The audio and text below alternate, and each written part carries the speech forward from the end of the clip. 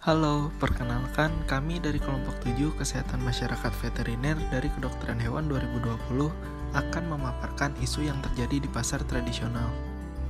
Halo, nama saya Fatul Bari Akbar Nasrullah dengan NPM akhir 007. Halo, nama saya Muhammad Fatani Badur Rahman dengan NPM akhir 016. Halo, nama saya Hanung Andinto Pamungkas dengan nomor NPM akhir 037. Halo, nama saya Fauzan Aldo Pradana dengan NPM akhir 041. Timbunan sampah seringkali terjadi di pasar tradisional. Timbunan sampah ini dapat mengakibatkan beberapa permasalahan lainnya, yaitu seperti cepatnya tersebar suatu penyakit, munculnya vektor penyakit seperti lalat dan nyamuk. Selain itu juga, timbunan sampah berserakan di pasar tradisional ini menyebabkan bau yang tidak sedap bagi lingkungan sekitar. Timbunan sampah yang berserakan ini disebabkan oleh pengelolaan sampah yang buruk dari pasar tradisional tersebut. Oleh karena itu, kami mengambil isu ini karena isu ini merupakan hal yang urgensi pada khususnya pasar tradisional. Pasar merupakan pusat kegiatan jual beli manusia yang banyak menghasilkan sampah. Pasar menghasilkan banyak sampah, terutama sampah organik seperti sayur-sayuran yang membusuk, daging yang membusuk, ikan yang membusuk, dan juga sembako yang sudah tidak layak jual. Selain itu, pasar juga menghasilkan sampahan organik seperti bungkus plastik. Seringkali kita temukan banyaknya sampah yang berserakan di pasar. Sampah-sampah tersebut menumpuk dalam jumlah yang banyak. Kehadiran sampah-sampah di pasar dapat menimbulkan banyak dampak buruk, seperti lingkungan menjadi kotor dan bau.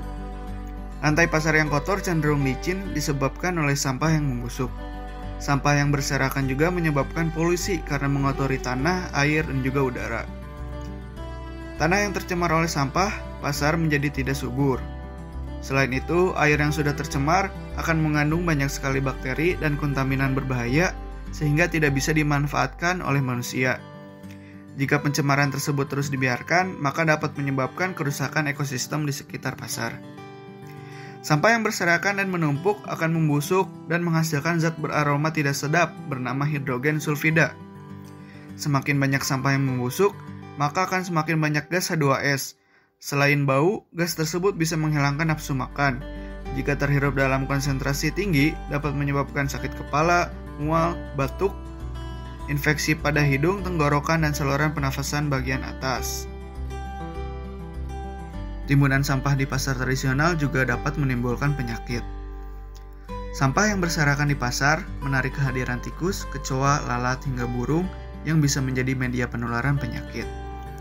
Hewan-hewan tersebut hidup di sampah yang berserakan dan dengan bebas hinggap di makanan, membawa bakteri dan kuman penyebab penyakit. Dilansir dari World Health Organization, lalat dapat menularkan penyakit seperti infeksi usus, disentri, diare, tifus, kolera, dan infeksi cacing. Infeksi mata, trakoma dan konjungtivitas epidemi, poliomielitis, dan infeksi kulit.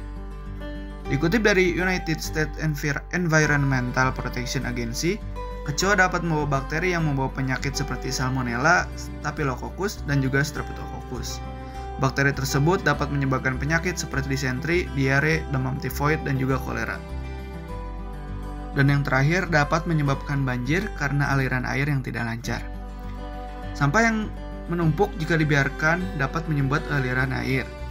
Aliran air yang tersumbat membuat air tidak bisa mengalir dan menggenang di pasar. Hal tersebut bisa menimbulkan banjir ketika hujan turun.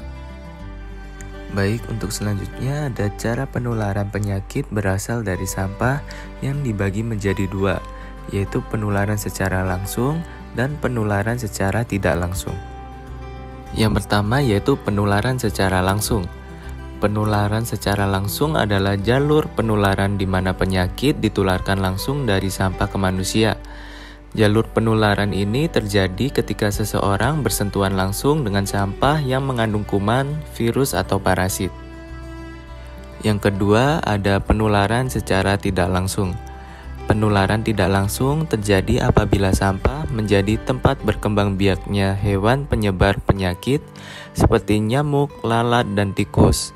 Hewan maupun serangga ini dapat menjadi inang bagi kuman dan parasit untuk ditularkan kembali ke manusia. Lalat contohnya. Serangga yang satu ini dapat berkembang biak di sampah, dapat membawa kuman penyebab penyakit seperti penyebab keracunan makanan atau terasoma. Solusi timbunan sampah pasar tradisional. Hal yang paling utama dalam solusi timbunan sampah pasar tradisional adalah memaksimalkan pengelolaan sampah pasar tradisional tersebut. Yang pertama adalah menyediakan tempat sampah yang efektif dan efisien. Efektif dan efisien di sini berarti bahwa tempat sampah yang berada di pasar tradisional ini harus efektif dalam penggunaannya dan efisien dalam jumlahnya. Efektif penggunaannya berarti bahwa tempat sampah yang ada harus tempat sampah yang dapat memilah mana sampah yang dapat didaur ulang dan tidak.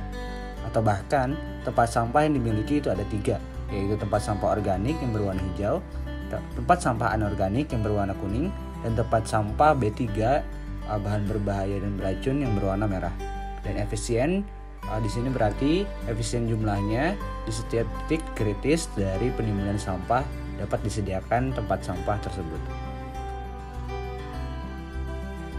Lalu yang kedua adalah mendaur ulang sampah organik dengan cara sampah organik seperti sayuran, buah-buahan, dan sisa daging akan dipilah sesuai kualitas baik buruknya.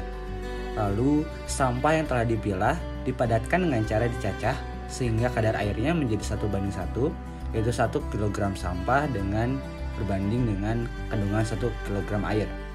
Lalu jika sudah dicacah, sampah dimasukkan ke reaktor Wasima, nanti kandungan airnya akan menyusut, dan air yang menyusut itu ditampung ke jerigen menggunakan selang dan menjadi pupuk cair. Sampah yang ada di dalam reaktor Wasima ini akan dijadikan pupuk kompos dan disimpan dulu di komposter. Lalu sampah sayuran dan buah-buahan yang masih utuh namun tidak layak dijual dapat dijadikan menjadi silase atau pakan ternak fermentasi. Lalu solusi yang terakhir adalah bank sampah. Salah satu upaya pengelolaan sampah yang perlu dikembangkan adalah dengan melibatkan peran serta masyarakat untuk bersama-sama mengelola sampah secara mandiri dan produktif. Bank sampah adalah salah satu solusi upaya pengelolaan sampah tersebut. Bank sampah ini sendiri adalah tempat pemilahan dan pengumpulan sampah yang dapat didaur ulang dan atau diguna ulang yang memiliki nilai ekonomi. Tujuan dibentuknya bank sampah adalah mendidik dan memudayakan pengurangan sampah di tingkat masyarakat sekaligus mengambil manfaat ekonomi dalam pelaksanaannya. Sekian pemaparan materi dari kelompok 7. Semoga bermanfaat bagi kita semua. Terima kasih atas perhatiannya. Wassalamualaikum warahmatullahi wabarakatuh.